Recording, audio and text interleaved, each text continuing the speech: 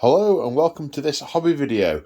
This is sort of equal parts unboxing, kind of review, and me just geeking out and catching it on film.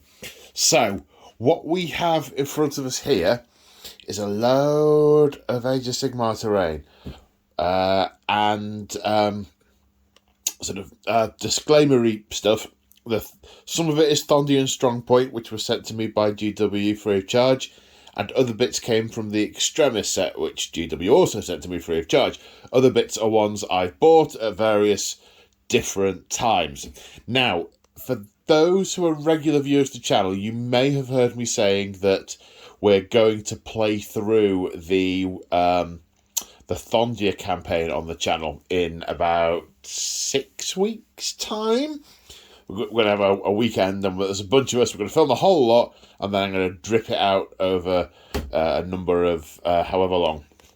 And one of the things that we had to have done for that weekend was to have all of the Ghury-style terrain done and painted. And one of my channel members, a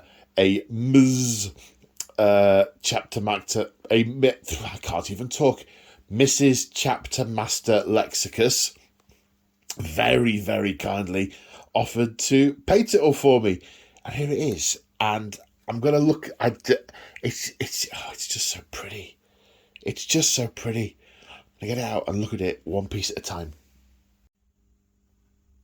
So here are the Strongpoint buildings, and they're just so pretty. They're not so much ruins, more works in progress. You can see all of the pulleys and the building blocks. I mean, right here you've even got sort of scaffolding and buckets with mortar in and tools and stuff. And these, excuse me, these are.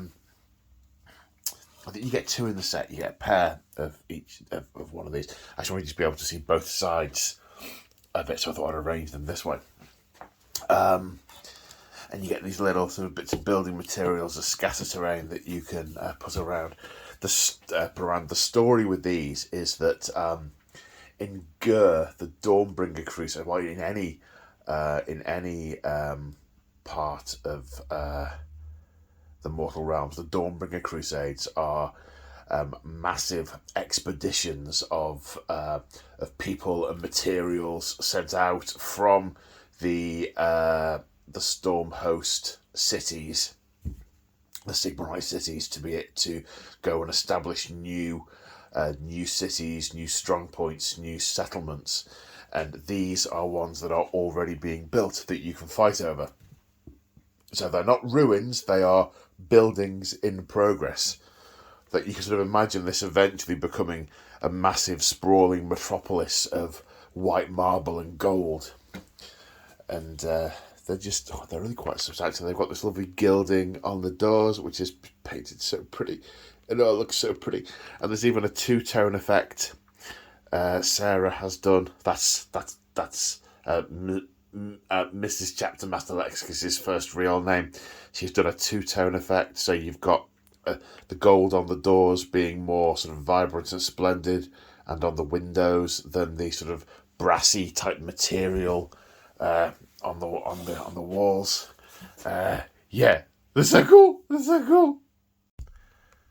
Now, this is one of the older kits, not specifically a Ghury one or a third ed one. It's a Sigmarite statue with little burning burning braziers, fire pots, and he's got like the gold cladding on his head and the gold inlay details, and again there's shiny gold and dull gold, and it just looks so pretty, and it looks like it's carved out of white marble, and with a click of the fingers of a fire mage, the fires are lit. Woohoo! So she's painted them separate, left them unglued, so they can either be on or off. I think that looks so cool. It's on fire. I can just imagine that at like the entrance to a settlement or outside a temple or something. So here we have another older kit. It's the Sigmarite Ruins, painted in the same marble style. You can recognise that from the thing we've just had on the thing with from that. It's a ruined version, so I've got flexibility to do sort of big building up settlements, but also falling down bits that have already been ransacked. Oh, they're so cool. They look so good and they blend so well into this mat. I mean, this is why this mat, I think, is my Ghury mat. Ghury. Which is, this was also supplied, also free of charge, by P-Work Wargames. This is P-Work, isn't it? Come on, brain.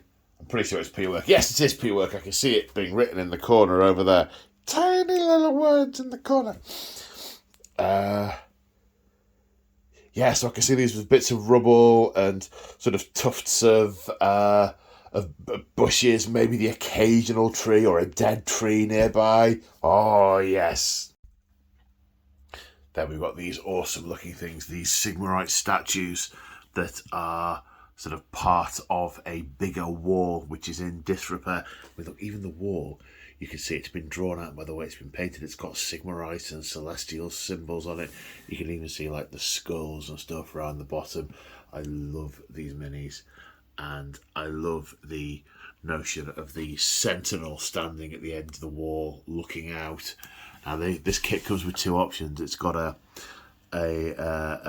live person-y face and also a skull face, which I guess Shaish maybe. Yeah, I can just see those being the entranceway to a war-ravaged city, or not necessarily entirely war-ravaged, but one that is still is some way under siege or something. Yeah, I really like these.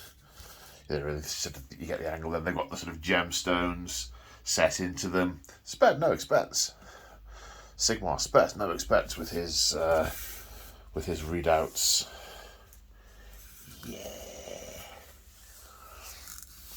Oh, I'm so looking forward to using these in a game. Then we have the skeleton of the big Beastie, the really big, massive Beastie thing that is dead. Oh, I love the way that it looks so nice and weathered. Sarah, you have done a fantastic job of this. And the way the bones are splintered at the top, they look sort of aged. And these are bleached, but they're all still intact, but these are sort of rotting and crumbling away. It's a nice model and such a good paint job. And on the model, this jaw is articulated, so you can put it kind of wherever you like, and it's two pieces. You can have it sort of broken up, and sort of rocks in the middle, and and this has actually got in the Thondian campaign book. This has got special rules with it. It's made of amber bone, so it drives things that come near it kind of mad, and they gain stuff for being near it.